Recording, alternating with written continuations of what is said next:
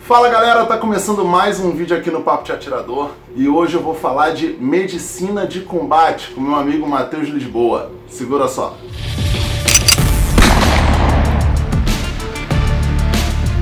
Pois é galera, como eu falei, tô aqui com o Matheus Lisboa da TC3 Brasil. Irmão, muito prazer ter você aqui no vídeo. Eu tô pra gravar com ele há um tempasso, ele sabe disso, porque ele tá no Rio de Janeiro, eu tô morando na Bahia e fica nesse vai e vem, a agenda nunca casava. Hoje, por acaso, casou e eu tô trazendo agora esse vídeo junto com o Matheus, que pra mim é um dos temas mais importantes que a gente tem no segmento da defesa e, impressionantemente, uma parcela minúscula das pessoas dão a devida importância a esse assunto, que é medicina de combate. Existem outras nomenclaturas que o pessoal trabalha aí, como a PH tático, a PH de combate, mas vamos tratar como medicina de combate.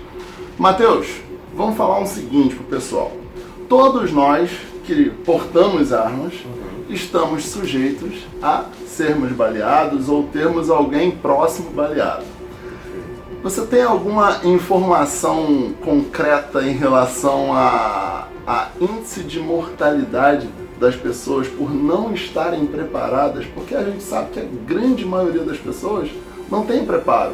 Então a pessoa toma um tiro, vai sangrar até morrer, sendo que de repente ela pode usar um cinto ou qualquer coisa com um mínimo de conhecimento para fazer o estancamento daquele sangramento. Fala pra gente um pouquinho sobre isso, o nível de importância que as pessoas dão, como que tá, se você está sentindo alguma diferença de um tempo para cá, de uma procura maior. Sim. Bem, pessoal, primeiramente é um prazer estar aqui no canal, eu agradeço aí o Edu pelo convite. Sobre a questão de estatística, as estatísticas que a gente trabalha são correlatas ao ambiente de guerra, né? Então, antes de 2003, mais ou menos, que é quando o protocolo se solidificou nas Forças Armadas Americanas, o índice de mortalidade por hemorragia de extremidade ele chegava a quase 90%. Caraca. Isso em um ambiente de guerra, que teoricamente o pessoal está preparado. Exatamente. E aos poucos isso foi diminuindo, né? Hoje o índice é bem menor, né? Alguns locais chegam até a zerar. Né, apenas pela implementação do torniquete, né, que ficou muito comum por alguns generais, especialmente pelo Comando de Operações Especiais americanos, passou a adotar e depois a transformar isso em um padrão através do protocolo TC3 para todas as tropas convencionais também, né, nos Estados Unidos. Só que voltando aqui, a nível civil, como você fez a pergunta, a gente não tem ainda, a nível Brasil, pelo menos, uma estatística consolidada. Mas a gente sabe que algumas das mortes de operações, tanto policiais quanto as fatalidades que ocorrem no dia a dia, inclusive com civis em trocas de tiro, a estatística é muito alta, né?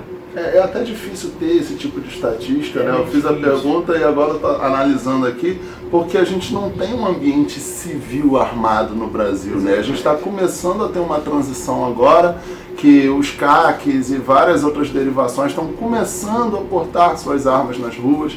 A gente está começando a ter algumas situações de CACs se defendendo o próprio patrimônio. Teve até um caso recente agora que eu aplaudo o cara de pé, porque ele se protegeu ali o ambiente. Era um CAC que agiu integralmente perfeito.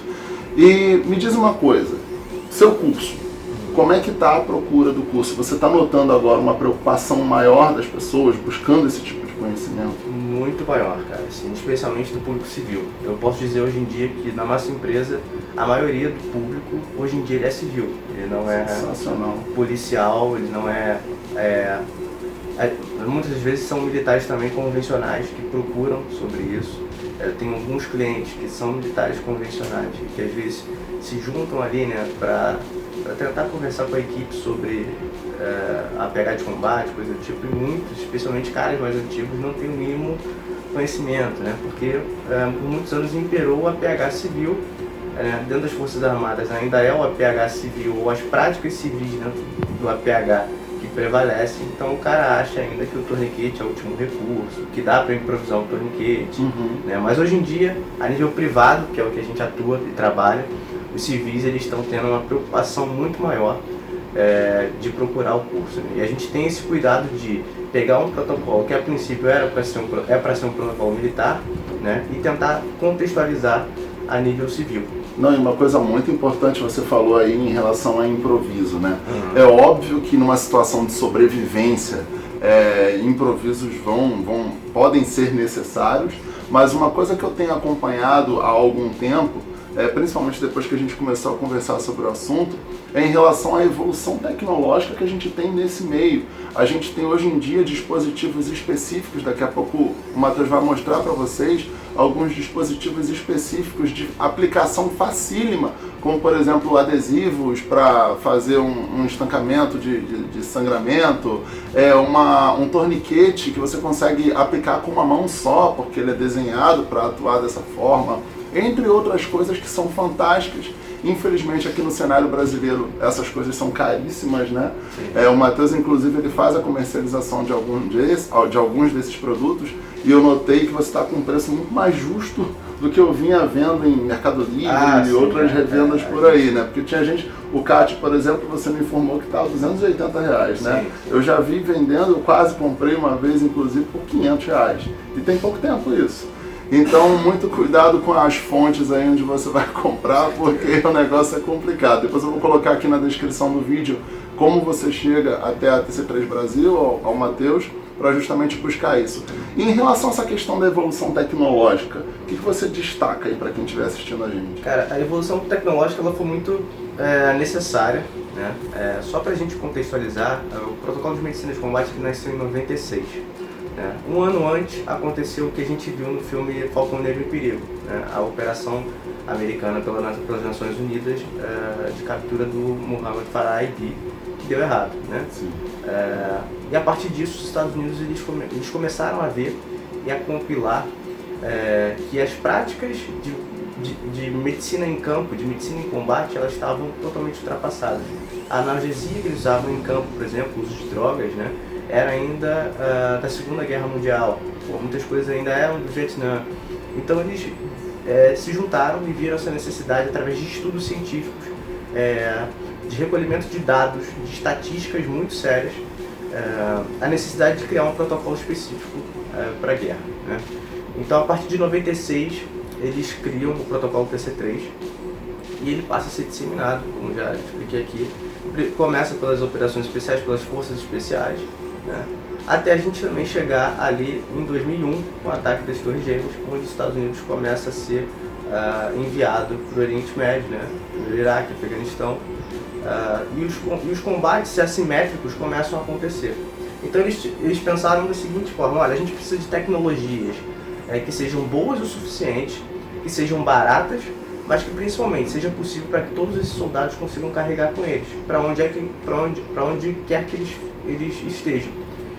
E a partir disso, eles começam a desenvolver coisas muito simples, como o próprio torniquete, passam a ter modificações, né? Não mais aquela coisa improvisada que se fazia ainda no Vietnã, começa a ter um critério de fabricação, né? A gente passa a ter algumas outras tecnologias, como tipos de gás, tipos de forma de transportar o soro, né? E a partir disso foi-se criado um comitê, né? E grupos de estudo, que hoje em dia se chama Joint Trauma System, e esse comitê americano, né, que compreende todos os componentes de forças especiais, ele hoje em dia é a principal autoridade, tanto da questão de estudos e estatísticas, quanto da autorização e fabricação e certificação desses equipamentos que hoje chegam até a gente também a nível civil, né? Então, assim, a nível de tecnologia, ela foi fundamental para que mais vidas fossem salvas, né? Não, e uma coisa muito interessante que tem a ver com o que você acabou de falar, eu vim observando isso nas minhas pesquisas habituais, justamente por causa dessa demanda de transporte e agilidade de utilização, teve duas características que eu observei em quase todos os produtos. Primeiro, a compactação de tamanho, tá? Você vê algumas coisas que antigamente eram grandes, e hoje são pequenos pacotes embalados a vácuo, E outra questão também é em relação à preocupação com a limpeza mesmo. Você vê que as coisas são isoladas, uso descartável. São estéreis, a maioria. Exatamente, estéreis, essa é a palavra que eu estava buscando. A coisa justamente por ser embalada a vácuo, ela é compactada e estéreo. Então você consegue numa bolsa pequena, aqueles famosos kits de primeiros socorros, né? Você consegue numa bolsa pequena botar uma porrada de coisas ali que você consegue sanar qualquer situação. Um disparo numa extremidade, por exemplo, né? Um braço, uma perna, qualquer coisa, como também um estancamento no peito, alguma coisa do tipo. Sim, né? Exatamente. Uma maravilha, sensacional. E outra coisa, isso não é exclusividade de meios militares e policiais, né? Não é e não deve ser. Não deve ser, né, cara? Hoje em dia a gente está com uma explosão de CACs e, cara, quem anda armado tá sujeito a isso. Você pode, de repente, numa abordagem, você está indo para o stand, sofre uma abordagem, faz uma reação, às vezes tem reação, as pessoas têm mania de achar que, eu sou treinadão, então eu vou só acertar o vagabundo e vou sair bem. Não, às vezes dependendo da situação, você vai se sair bem. Você vai dar 2, 3, 4, 15 tiros nos vagabundos, mas você vai tomar um, vai tomar 2, e aí você vai morrer sangrando? Não, se você tiver um mínimo de preparo, se você tiver com um kit à mão, você vai conseguir salvar a sua vida e de quem estiver próximo de você, né? Muita gente compra o torniquete e deixa no carro, ou então compra vários torniquetes e espalha pela casa, carrega 2 com ele, ou 1 com ele, né? Coloca alguns dentro do carro. Sempre onde ele tem uma maior probabilidade de circulação, né, ele tem aquele dispositivo à mão, né? Me diz uma coisa, uma dúvida inclusive pessoal. Lógico, o melhor é fazer o curso. A verdade é obrigatório fazer o curso, porque não adianta ter os componentes e não saber usar. Mas assim, para o pessoal saber, para eu saber também, o que é obrigatório? Todo kit básico tem que ter esses componentes. Vamos lá, hoje em dia a gente trabalha com o torniquete e o chest seal. O chest seal é um selo, na verdade é um adesivo, que ele substitui o curativo 3 pontas do APH convencional, né? Quem conhece aí do APH convencional sabe o que eu estou falando, sabe o quanto é demorado fazer um curativo 3 pontos, quem já teve que fazer na vida real sabe o quanto é ruim, o sangue atrapalha. Então os americanos eles criaram uma forma de um adesivo bastante forte, onde você simplesmente tira e cola um no orifício de entrada e o outro no orifício de saída. Você evita ali a criação do pneumotórax, ou seja, né, quando o ar entra na cavidade torácica e faz com que aquele ar fique alojado. Né, e faz com que o pulmão tenha uma retração e você não consiga ter a respiração, a troca de gases. Né? Então a gente usa o selo, né, como segunda coisa primordial depois do torniquete. E a terceira é uma complementação ao torniquete, que é a gase hemostática. Tá? Ela não precisa ser necessariamente hemostática, mas sendo hemostática ela faz com que a gente tenha menos trabalho na hora de estancar essa hemorragia. A gente para essa hemorragia de extremidade, geralmente sempre aí arterial. Né? E em relação a, complementando essa questão que eu já tinha falado antes, é o seguinte, eu já vi, inclusive vídeos na internet, se vocês pesquisarem vocês vão ver vários casos de gente tentando ir no faça você mesmo e fazendo besteira. Por exemplo, vou dar um exemplo bobo, tá? Vamos supor, você foi baleado no braço. O torniquete ele vai entrar onde? Ele vai entrar acima dos orifícios, dos dois, de entrada e de saída, se tiver de saída. Eu já vi gente botando torniquete embaixo.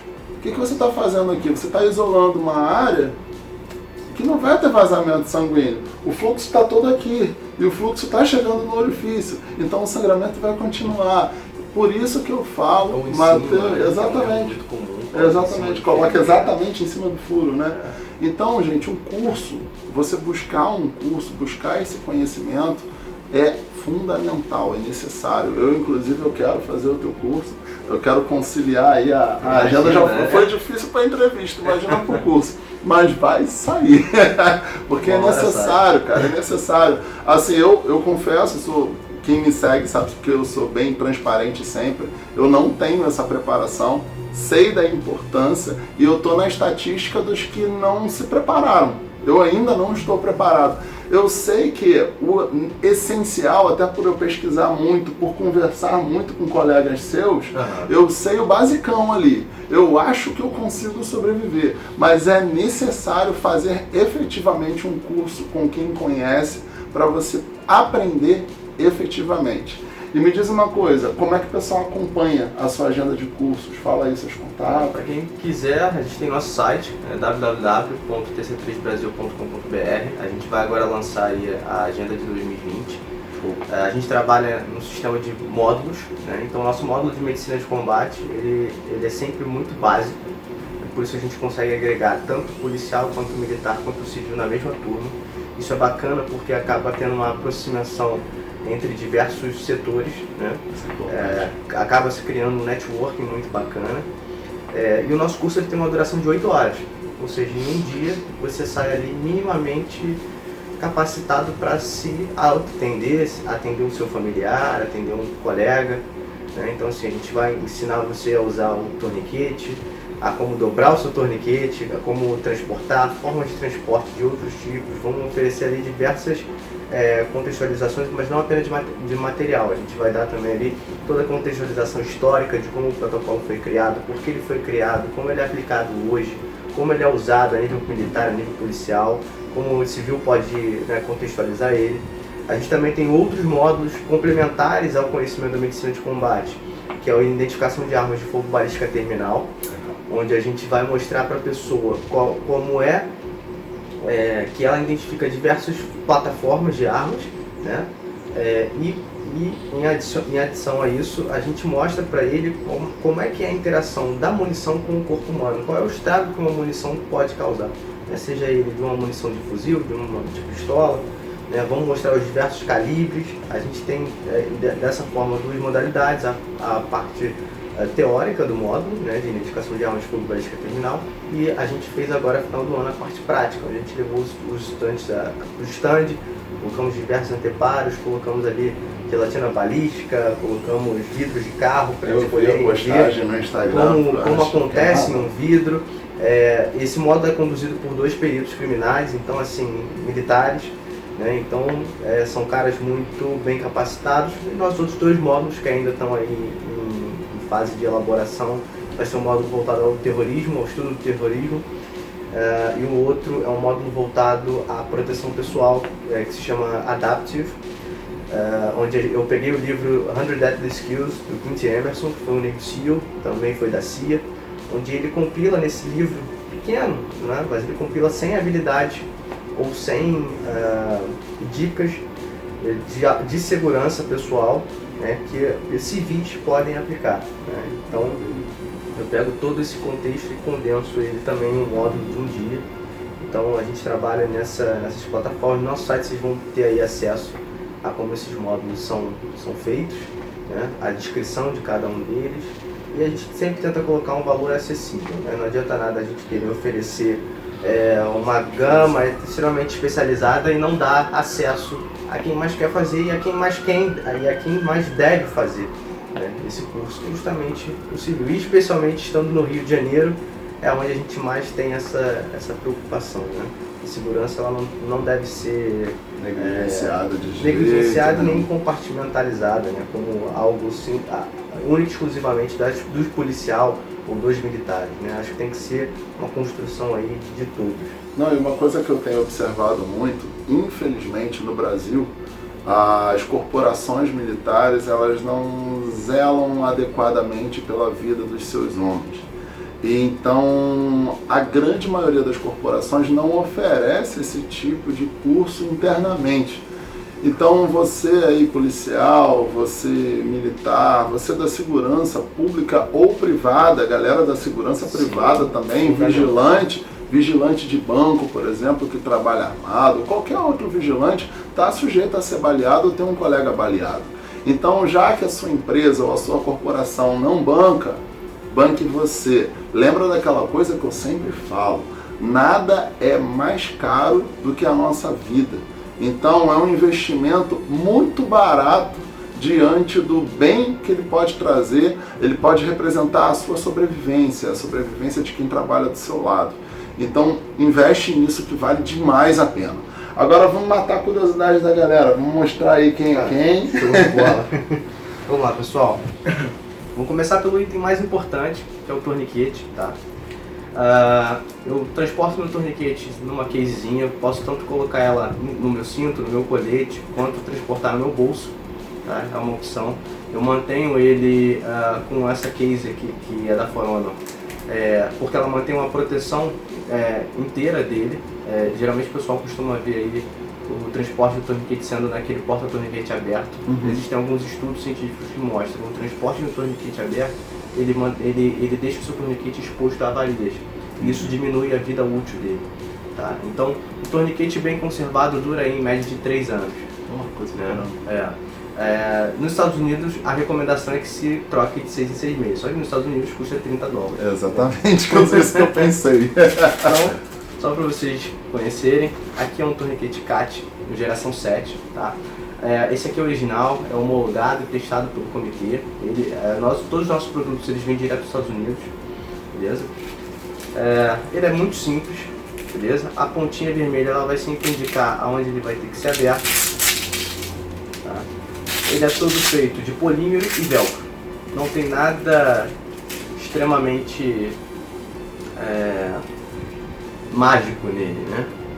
Aqui é o windlass dele, onde a gente faz o giro para fazer a compressão da artéria. Tá? Aqui é uma lupa, um loopzinho, né, onde a gente vai colocar a hora que esse torniquete foi colocado. A gente sempre coloca aí uma recomendação mínima, né, de 2 horas de uso do torniquete, mas existem casos em que o torniquete já ficou mais tempo, 8 horas, né, 9 horas. A gente tem algumas outras técnicas, né, onde a gente ensina depois de algumas horas o que fazer com esse torniquete. É óbvio que vão entrar em conhecimentos um pouco mais específicos, mas caso não consiga safar ou não consiga transportar essa pessoa em 2 horas, eu ainda posso continuar com esse torniquete. Tá? O importante é fazer com que esse fluxo sanguíneo diminua, ou na verdade pare. Tá?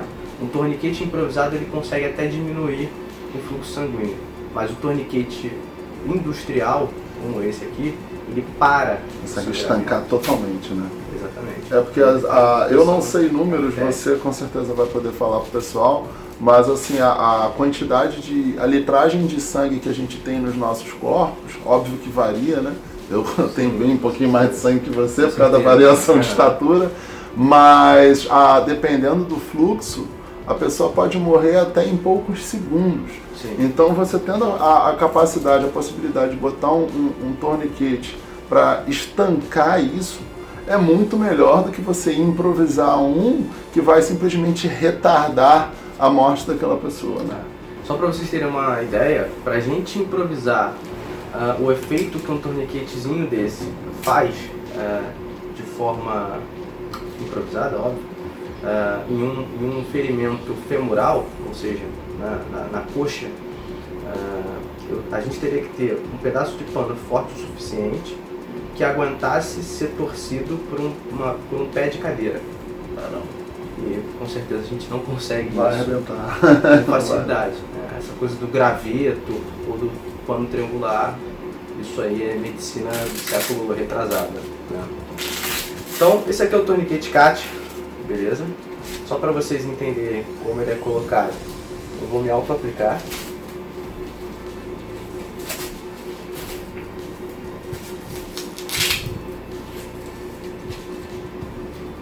Girei. Como ele é original, eu não consigo fazer muito giro. Eu dei um giro e já foi o suficiente para sentir uma certa pressão. Eu tenho a opção tanto de passar a minha lapela para esse lado, quanto de manter ela do outro lado. Eu vou fechar. Tá? Eu sempre mantenho ele alto e apertado. Tá? Isso aí para qualquer tiro, de repente, ou facada nessa região. Exatamente. Tiro, facada, qualquer forma de ferimento. Beleza? A retirada dele é simples, rápida e geralmente vai ser feita em ambiente hospitalar. Não, o mais legal disso, vocês viram, ele fez sozinho, viram a velocidade, a rapidez que foi feita essa aplicação. Agora imagina você fazer isso de forma improvisada, com um cinto ou com pedaços de pano, qualquer coisa. Além de não ter a tensão necessária que esse torniquete possibilita, deu pra perceber que seu braço ficou bem estrangulado. Sim. Lá, tá até marcado. Você consegue ser 100% efetivo só com material desse tipo, né? Exatamente. E o que mais que a gente pode tem? ter gente aí que vai falar, mas eu uma vez improvisei e deu certo. Deu certo porque foi sorte. Não deu certo porque aqui eu tenho 100% de certeza que vai dar certo. Não conto com 99 ou com 90. Né? E tentar improvisar um torniquete em uma área que está instável, em um local que você teve que reagir, teve que ter uma reação armada, você não sabe se essa ameaça foi totalmente neutralizada ou se há outras ameaças ao redor. Então a primeira regra do protocolo é justamente isso: neutralização de ameaças. Eu não faço o atendimento antes de ter a neutralização da ameaça. Tá? Nem o meu autoatendimento e muito menos o atendimento de terceiro. Eu posso virar uma segunda vítima. Sim, mais ou menos aquela questão que nem quem costuma voar, tá na vida dos aeroportos como eu, né? No avião tem aquelas instruções de segurança e eles sempre falam: coloque a máscara primeiro em você e depois ajude as pessoas com dificuldade. Porque não adianta de nada. Num caso desse, por exemplo, você pode estar, como o Matheus falou, você está socorrendo alguém ali, aí vem uma ameaça e te baleia. Acabou, ninguém está salvo. Exatamente. E o que mais que a gente tem aí? Bem, o segundo item, como eu falei, é o chest seal. Vocês verem, ele vem em um par. Tá? Eu não tenho como ele abrir agora, isso não tem como. Depois eu posso até mandar uma foto pro Eduardo e ele colocar aí no vídeo Maravilha, para vocês. manda assim que eu boto para ilustrar. A gente mostra para os alunos todos os equipamentos abertos, né, para o pessoal poder manusear. Mas basicamente é um selo de tórax, é um adesivo, onde a gente abre ele e cola. Um no orifício de entrada e o outro no orifício de saída. Maravilha. Ele é extremamente intuitivo, as pontas vermelhas, elas são fáceis de serem rasgadas. Tá? Algumas pessoas até colocam uma bolinha de airsoft para poder ter o tato. Né? Se eu tiver um ambiente escuro, eu consigo saber por onde é que eu vou abrir, né? Ao invés de abrir pelo outro lado, ou coisa do tipo. Então, essa aqui é a dupla dinâmica. Essa dupla obrigatória que a gente deveria todo mundo ter. Né? Na mochila, no carro, beleza? Vou chamar a atenção para um grupo que eu trato como obrigatório, até por isso que eu tô no frisson de comprar logo o meu. A galera da instrução. Você, instrutor de tiro, tem que ter um kit desse. A gente torce para nunca acontecer, né? Mas todos nós estamos sujeitos para, de repente, são aprendizes, a galera está aprendendo ou está aprimorando, ainda não tem a aptidão mínima necessária. E de repente um tiro acidental num pé ou em outra pessoa, isso pode acontecer. Então o instrutor de tiro, exatamente, o instrutor de tiro tem que estar preparado. Um que eu aplaudo em relação a isso, que ele dá um show em todo o contexto do trabalho dele, é o Lucas Silveira, do Instituto de Defesa, da Academia Brasileira de Armas. Grande abraço para ele. O Silveira, quando ele chega, eu já fiz algumas instruções com ele, quando ele chega, ele tira da mochila dele material para uma guerra. Não sei quantos torniquetes, não sei quantos adesivos, tem de tudo um pouco lá. Então a galera da instrução, vamos botar a cara a tapa aí, vamos comprar nosso material, porque é necessário e óbvio fazer o curso, fazer a preparação de como usá-lo. Perfeito. O segundo item, na verdade, né? Terceiro, na verdade. Terceiro, né? Que são aí complementares. Essa aqui é a Combat Gauze, né? Ou seja, é uma gaze com agente hemostático. Ela é embebida no agente hemostático e totalmente selada a vácuo. Agente hemostático, só para situar, me corrija se eu estiver falando errado, é um agente que vai agilizar a coagulação do sangue. Perfeito, exatamente. Estudei direitinho. Então, essa aqui no Brasil é bastante cara, tá? Sai em torno de R$300, só ela sozinha. Vendeu o carro. Verdade, pois é. Mas a gente fazendo pressão com uma gás com agente hemostático, em 3 a 5 minutos a gente tem a coagulação daquele local, daquela ferida. Né? E a gente faz o preenchimento digital, ou seja, a gente vai pegar essa gase e vai colocar dentro da ferida. Tá? Mas não tenho dinheiro para comprar uma gase dessa, é muito caro, realmente é muito caro. A gente dá a opção da mesma gase, só que sem o agente hemostático. Né? Ou seja, uma sai por 300, a outra sai por 45. Caralho. 65 às vezes. Sutil diferença. E funciona? Óbvio que não é a mesma Ela funciona. coisa. A única diferença vai ser o tempo de resposta. Entendi. Né? Enquanto aqui eu vou fazer uma pressão de 3 a 5 minutos, aqui eu vou fazer de 5 a 10. Entendi. Ou Porque até você, mais. o 5 a 10 é porque você vai esperar o tempo natural do corpo, né? Da reação. Né? Exatamente. E a minha pressão vai ser aí em torno de quase 50 quilos. Né? Ou seja, naquela área. É mais local. difícil e mais dolorido para a pessoa que você está socorrendo. Muito mais, exatamente. Entendi. E aqui tem metros de gás. Aqui também, é a mesma coisa. Aqui enfatiza bem aquela questão que eu falei para vocês, que é uma das coisas que eu observei. Como o Matheus falou, aqui tem metros de gás, mas olha o tamanho, olha a compactação que o objeto está aqui. Isso é espetacular, espetacular. E todos eles cobrem o que a gente chama de MARCH, que é a sequência protocolar que a gente vai seguir para atender o nosso paciente. Né? Então primeiro eu vou me preocupar com a hemorragia massiva, depois eu vou me preocupar com as vias aéreas desse paciente, onde a gente vai usar, né, a cânula nasofaríngea, tá? É uma cânulazinha, quem trabalha em hospital conhece bastante também, mas dentro do protocolo, dentro do TC3, ela tem um tamanho padrão de adulto, tá? Mas a gente também consegue colocar aí, né, infantil, depende se você tem filhos, né?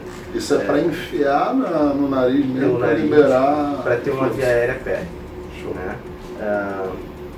Depois a gente vai ter a questão da respiração, onde a gente vai fazer o uso do selo de tórax, né, junto com a agulha de descompressão torácica.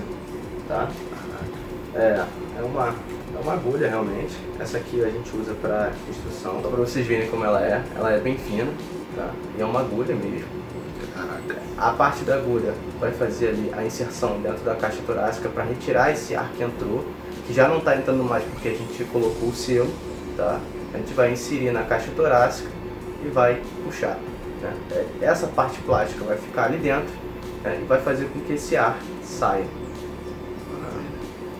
Então, isso foi criado inclusive por um paramédico americano, né, e extremamente funcional, beleza? Mas requer a agulha em si, um treinamento um pouquinho mais específico. Isso aí eu imagino, eu estava pensando justamente isso. Isso aí deve precisar de um treinamento muito específico, porque tem que saber exatamente onde introduzir, a resposta que vai ter dessa introdução. Sim, exatamente. Às vezes, e muitas das vezes, se for um cara muito grande, a gente não introduz só uma, são várias. E aí a gente cobra aí a parte de respiração, depois a gente vai para o C do MARCH, que é de circulação, onde a gente vai ter aí a administração de drogas, né? Vamos ter diversos tipos de componentes para fazer com que ajude essa coagulação sanguínea, com que esse sangue perdido seja reposto. Hoje em dia o protocolo mais atualizado se utiliza sangue realmente, não ringue lactato ou outras soluções. Tá? O H do MARCH a gente vai ter uma divisão, né? Onde o H ele vai ser referente à hipotermia, onde a gente vai tratar com uma simples manta térmica, que também é muito importante, mesmo que a gente esteja num local como o Rio de Janeiro, 40 graus, 30 graus, ainda assim a vítima que perde muito sangue, ela pode entrar em um quadro de hipotermia, tá? Porque o sangue é o fator principal de manter a temperatura corporal. O nosso corpo, quando perde muito sangue, ele tenta manter o sangue nos nossos órgãos vitais, na nossa parte central, então ele tira das extremidades, por isso a gente começa a ver as mãos roxas, os pés roxos. E o outro H é de head injury, ou seja, o ferimento de cabeça. A gente vai ter um outro tipo de protocolo para saber se existe resposta neurológica dessa pessoa ou não, se ela está inconsciente ou não. E aí a gente fecha a sequência de atendimento e tudo isso cabendo em um simples pulso como esse. É isso que me chamou mais atenção, que eu falei antes. Olha o tamanho da bolsinha. Parece aquela... Só os antigos que vão se identificar, né? Mas aquela bolsinha do Gato Félix, né? Que sai tudo de dentro daquela bolsa. Aí você vê, se você observar, além da... É claro, tirando a questão da eficiência, né? É óbvio que a eficiência dos materiais atuais são muito maiores. Mas pegando só a questão do tamanho, que é um dos estudos que eu vinha fazendo, você ter o mesmo material para fazer as mesmas situações de salvamento, você teria que colocar numa mala grande, não caberia numa bolsinha dessa. Então a evolução tecnológica dessa área está sendo ainda, né? Tá sendo. Extremamente fantástica. E a gente tem uma diferenciação muito grande do APH civil, né? A gente não vai usar prancha, a gente não vai usar colar cervical, a gente não vai fazer todo aquele cuidado com a cervical que se tem no protocolo civil, dentro do PHTLS, porque não tem tempo. Né? A gente precisa de tempo hábil para que esse cara seja estabilizado rápido o suficiente e seja encaminhado para o hospital. Mas eu preciso, antes disso, neutralizar a minha ameaça. Eu posso ter múltiplas ameaças. Né? Então, todo o protocolo TC3, todo o protocolo de medicina de combate, ele é voltado para o combate. Né? Mas a gente consegue dar essa contextualização. Ah, mas eu sou um civil. Bem, mas hoje em dia no Brasil a gente também tem casos de active shooter, né? De atirador ativo.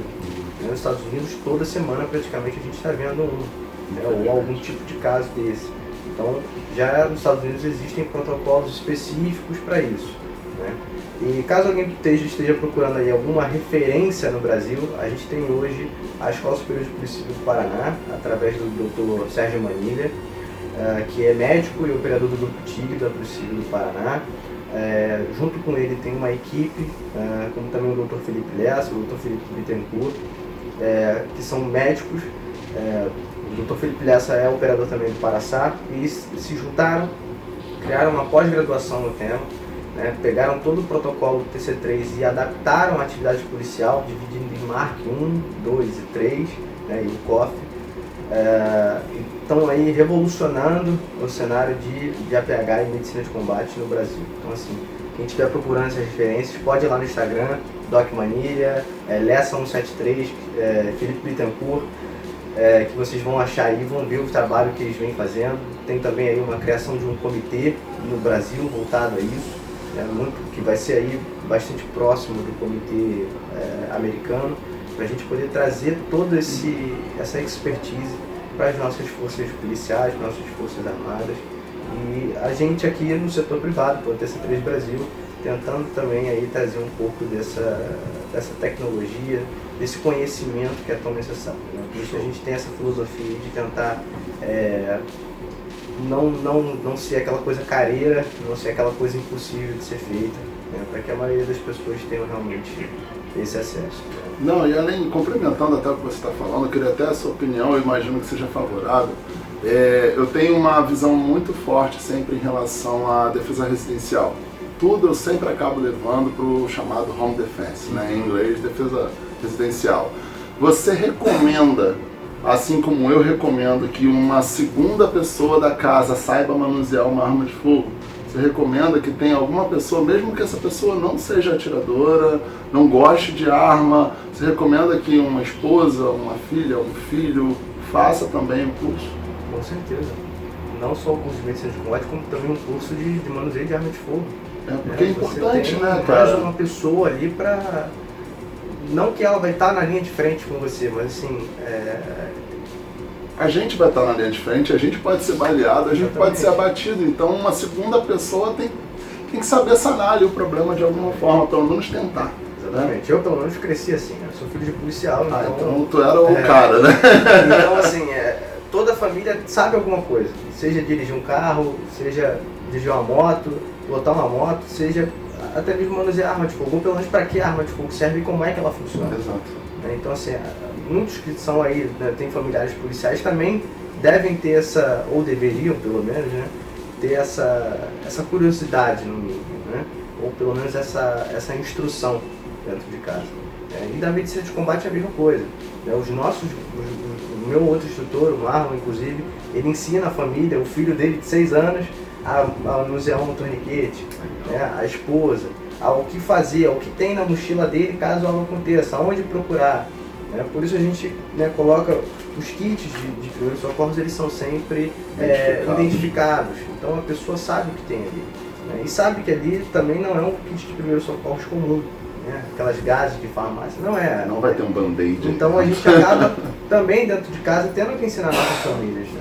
Eu acho que é um fator assim, é uma missão básica. Né?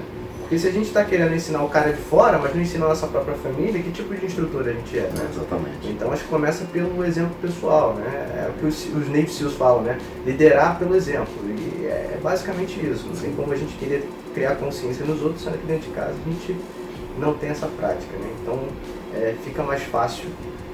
Acredito que se a gente tivesse todos esses grupos, né? Tendo essa mentalidade de autoajuda, de autossuficiência, seria muito mais fácil para todo mundo, né? A gente só teria a ganhar.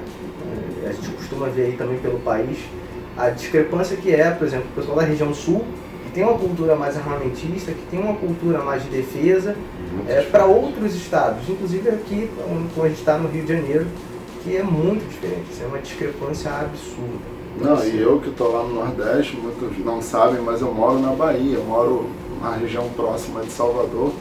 E, porra, é o que você falou, o contraste, até por busca de conhecimento, no contexto geral, sim. Do pessoal do Sul, do pessoal do Nordeste, cara. Não venham de mimimi com questão de preconceito, não tem nada a ver isso, é só questão cultural mesmo. Quanto mais você vai descendo, mais eu noto que o pessoal tem engana por conhecimento, por buscar recursos para usar melhor uma ferramenta ou qualquer outra coisa. E o inversamente proporcional, quanto mais a gente vai subindo, mais negligência o pessoal tem em relação a esse tipo de conteúdo. Matheus, prazerzão, finalmente saiu o nosso papo. O vídeo ficou grande, quem me conhece sabe que eu não gosto de vídeo grande, mas o vídeo ficou do tamanho da importância do assunto que a gente está tratando agora, porque a gente está falando de salvação de vida, nossa e de quem tiver à nossa volta. Então, lembrando, eu vou deixar tudo aí na descrição do vídeo, todas as referências que o Matheus fez, o site dele, Instagram e tudo mais. Procurem lá, sigam, se inscrevam, porque vale a pena tanto seguir o conteúdo como principalmente fazer o curso. Em breve eu estou lá fazendo. Então é isso, galera. Não se esquece, se inscreve aí no canal se ainda não for inscrito.